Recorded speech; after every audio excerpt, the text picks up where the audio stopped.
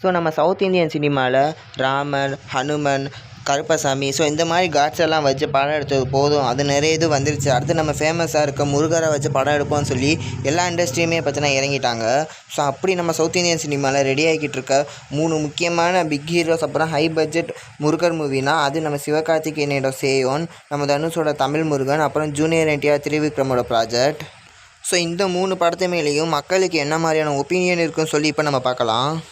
First சிவகார்த்திகேயனுடைய சேயன் படம் எடுத்துக்கிட்டோம்னா இது பார்த்திங்கன்னா டேரெக்டாக பார்த்தீங்கன்னா முருகரோட பயோபிக்கு. ஸோ அந்த மாதிரி ஒரு ஹிஸ்டாரிக்கல் மூவிலாம் கிடையாது. ஜஸ்ட் இவங்க கதைக்களமே வேறு மாதிரி போகுது. ஜஸ்ட் முருகரோட ரெஃபரன்ஸை தான் பார்த்தீங்கன்னா யூஸ் பண்ணுறாங்க.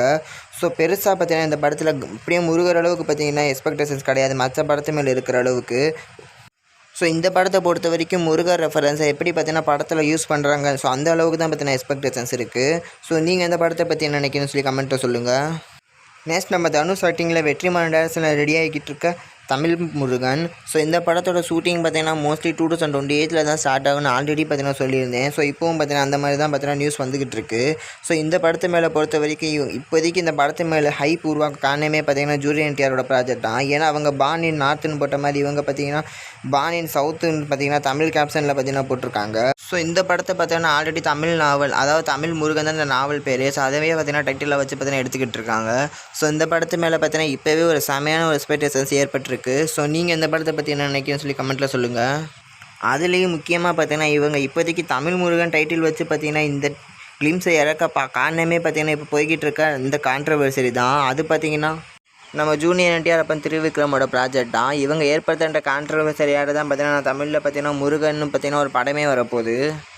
ஸோ இந்த ப்ராஜெக்டை பொறுத்த வரைக்கும் பார்த்திங்கன்னா கண்டிப்பாக நம்ம தமிழ் ஆடியன்ஸ் சைட்லேருந்து பார்த்திங்கன்னா சுத்தமாக நம்பிக்கையே கிடையாது. இவங்க ஒழுங்காக பார்த்தீங்கன்னா படத்தை எடுத்து ப்ரெசென்ட் பண்ணுவாங்கன்னு. கண்டிப்பாக பார்த்தீங்கன்னா கான்ட்ரவர்சரி என்னத்தையாவது ஏற்படுத்தி பார்த்தீங்கன்னா அடி வாங்க தான் போகிறாங்கன்னு நான் நினைக்கிறேன். அதுலேயும் என்னையை பொறுத்த வரைக்கும் ஜூனியர் என்டிஆருக்குலாம் அது தேவையில்லாத வேலை தான். ஏன்னா ஆல்ரெடி பார்த்தீங்கன்னா தமிழ்நாட்டில் ஓரளவு டீசெண்டான ஒரு மார்க்கெட்டை வச்சு பார்த்தீங்கன்னா மெயின்டைன் பண்ணி போய்கிட்டு இருக்காரு. இப்போ இந்த கான்ட்ரவர்சியில் மாட்டினா சுத்தம் அப்படியே மார்க்கெட் மொத்தமாக போயிருக்குன்னு தான் சொல்லியாவேன். ஸோ வெயிட் பண்ணி பார்ப்போம். ஸோ நீங்கள் இந்த ப்ராஜெக்ட் பற்றி என்ன நினைக்கிறேன்னு சொல்லி கமெண்ட்டில் சொல்லுங்கள். அண்ணன் சேயோன் இல்லாமல் நம்ம சவுத் இந்தியாவிலே பார்த்தோன்னா 2 முருகர் படத்துக்கு நடுவில் தான் போட்டின்ற மாதிரி. ஒன்று ஜூனியர் என்டிஆரோட ப்ராஜெக்ட், இன்னொன்று தனுஷோட ப்ராஜெக்ட். ஸோ நீங்கள் இந்த 2 ப்ராஜெக்ட்டில் பார்த்தீங்கன்னா எந்த ப்ராஜெக்ட்டுக்காக ஈகராக வெயிட் பண்ணுறீங்கன்னு சொல்லி உங்கள் ஒப்பீனியனை கமெண்ட்டில் சொல்லுங்கள்.